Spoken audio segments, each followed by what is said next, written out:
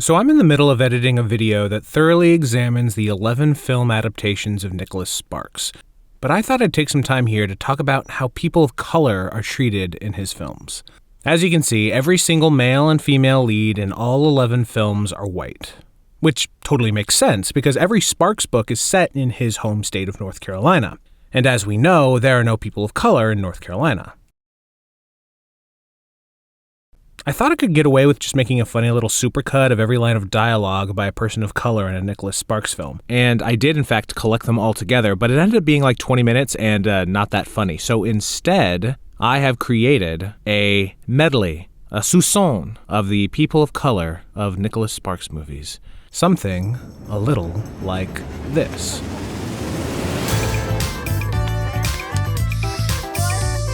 It's true, I've seen the man bust a move and it just ain't pretty. But a brother like myself is ready to get his freak on, so what you say, baby? All you gotta do is sit up, beg, roll over, and shake that booty. But I think this is bullshit. What the hell is this? Honk if you love Jesus.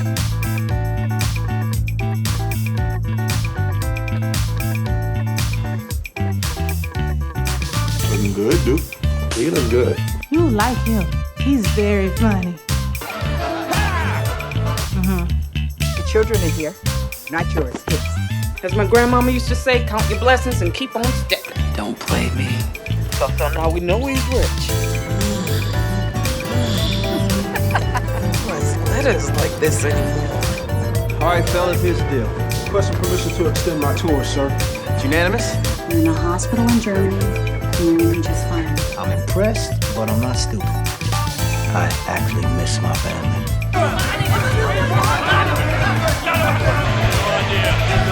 Give her a kiss for me, too. I'm only alive because I followed your crazy ass. And no bullshit. I say you owe it. Big time. Violin! Violin! Only girls play violin. Don't you play like basketball or something? No. Not a dime is to be spent on frivolities. And that's I'm the only person at the hospital who still talks to you. I've never met a professional bull rider before. I like him. Keep this one. Good job. He can walk my mother home. What? I'm free after Shabbat. Yeah, there.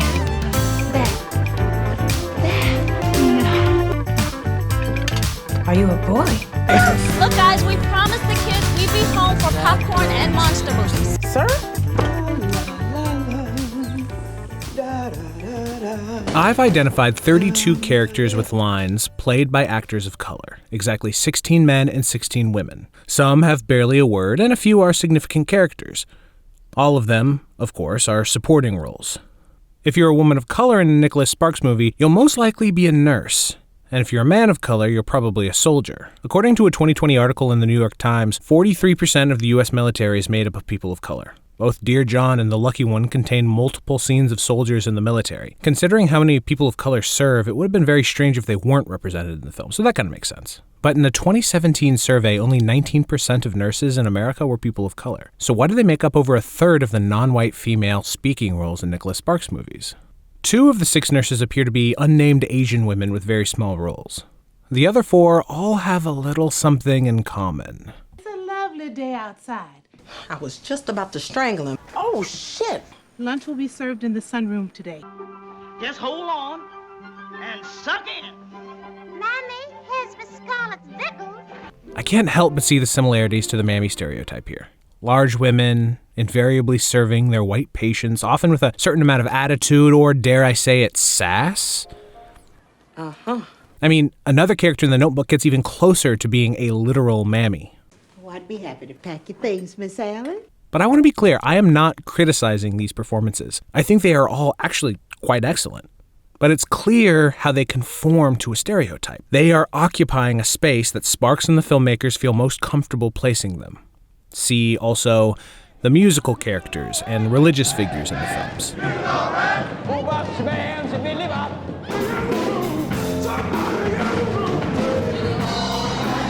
These are black roles. I wouldn't be surprised if they were listed as such in the casting call.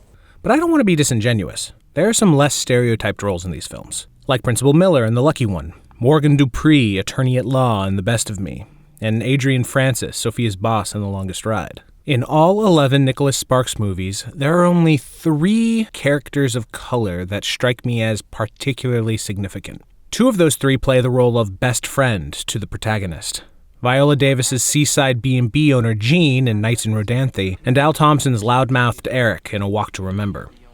Both play loud and funny, and particularly in Viola Davis's case, far more entertaining, foils to their straight-laced and brooding pals.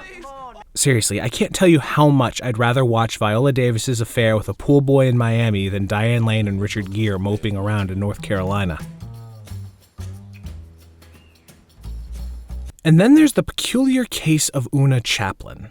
Chaplin, granddaughter of Charlie Chaplin, is of Chilean descent through her father, but in The Longest Ride plays an Austrian Jew in the 1940s period segments of the film, despite being neither Austrian nor Jewish. And yet she has by far the biggest role out of every person of color in all 11 films. I'm sure it's just a coincidence that it's the role of a white person, but even she doesn't make it onto the poster. So why aren't there any people of color in leading roles in these films? When every single movie is set in the South, in locations where there are huge black populations, why is not a single protagonist black? Sparks himself lives in New Bern, North Carolina, a city that is 30% black. So why no diversity in your protagonists, Nick? Well, here's the thing. Sparks isn't from the South. He was born in Nebraska, moved to Minnesota, went to college in Indiana, all very not diverse states. To be as charitable as possible, I'd say that he's writing from his personal experience, and based on what I've read about him, it seems like his experiences with people of color are rather limited. Of course, Sparks isn't making the movies, so why didn't any of the production companies cast people of color in those roles? The vast majority of the protagonists in Sparks movies have irrelevant ethnicities. That is to say, their race does not play into their characters, and yet not a one isn't white. Imagine, we could have had Brandy instead of Mandy Moore, Aldous Hodge instead of Zac Efron, Zoe Kravitz instead of Julianne Hough. But it's not just the studio's fault. It's yours, too. According to data gathered from OkCupid members in 2014, people of color are consistently rated as less desirable than white people. And not just by white people. This is a pretty big fucking deal. The target audience for romance films are women, and if the only ethnicity that all women agree is desirable is white, then why wouldn't the studios cast white men in the lead role? And if the majority of women watching the films are white, then why wouldn't they cast a white woman in the lead role? Financially speaking, there is no downside other than getting criticized by people like me on the internet. Thus, a vicious cycle is created. Americans, whose romantic predilections are informed in part by the media they consume, are more likely to spend their money on a film with white leads, and the American studios, whose interests are entirely financially motivated, are more likely to make films with white leads. And on we go. Are there any signs of improvement? Hell, maybe. Recent landmark films like Moonlight and Crazy Rich Asians have been encouraging. I have some faith in the next generation. But truthfully, what we really need is less of the old generation. We need the old guard to die off, for the white gatekeepers in Hollywood to make way for a diverse wave of filmmakers who are more courageous, more principled, more willing to try new things. But for them to be successful, they'll need an American film-going audience who's willing to be there for them, to watch those films. It's really important. If you care about movies, if you care about people of color, and it's the easiest and most armchair activism that you'll ever get. All you gotta do is watch.